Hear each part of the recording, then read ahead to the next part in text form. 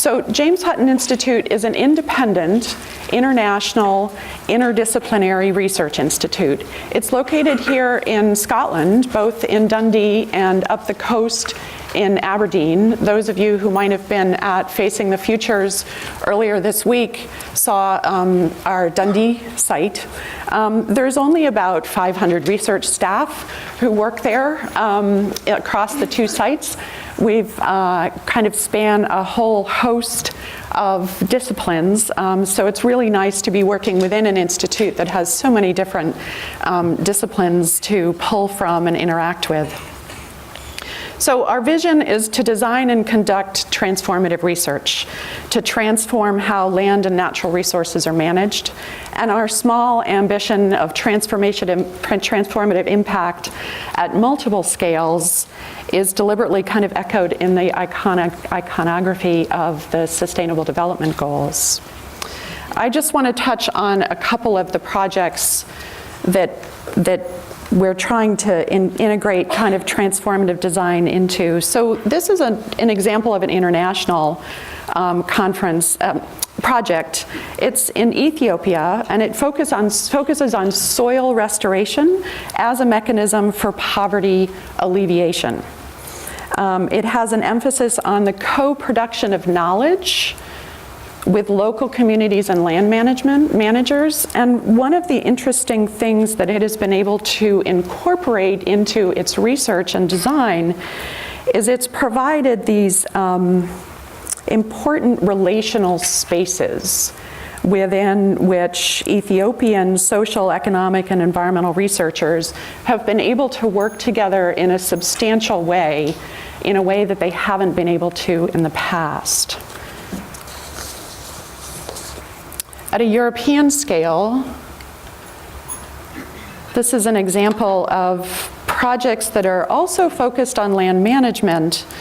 The emphasis here is really on thinking about how do we bring experts of any kind, whether they're a farmer or an agricultural advisor or a scientist, together to inform policy at European scale. So this is an example of a focus group. One of our colleagues, Leanne, led that focus group to think about how do we bring those different sorts of knowledges into the development of European farm policy.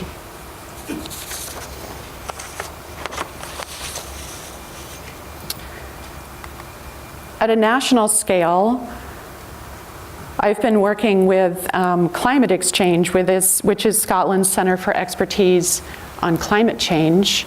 And there we've been trying to incorporate an action research approach to evaluating a Scottish government policy intervention, which is focused on facilitating communities to become epicenters of low carbon living.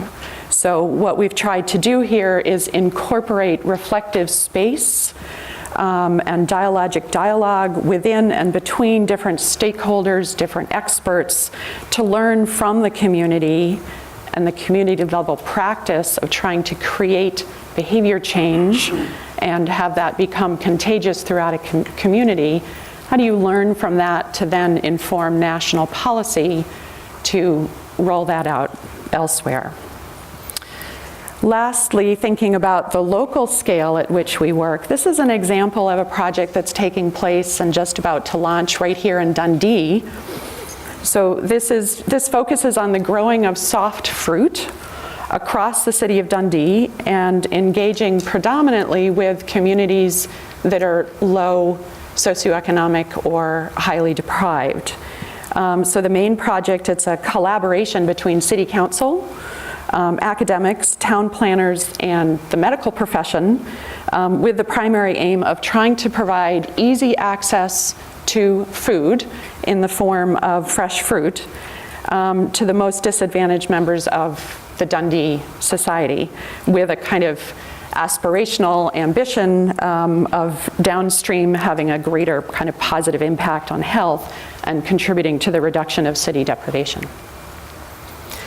So this was part of my attempt to kind of reflect on how is the institute where I'm working thinking about transformation and trying to address transformation through its research practices.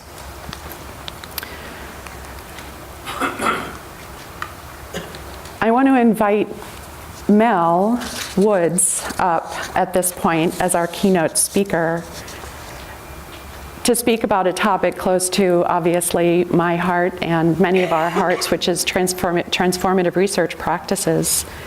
Mel's a reader in creative intelligence, and she's based in the School of Art and Design Research Studio right here in University of Dundee. She brings a wealth of experience in designing methods and technologies to support and enable that co-creation process. And in her talk today is going to be considering how the contribution of the design discipline, how that can support and facilitate change and transformation. And she's got a couple of research projects that she's going to use as case studies to illustrate that. Mel, thank you.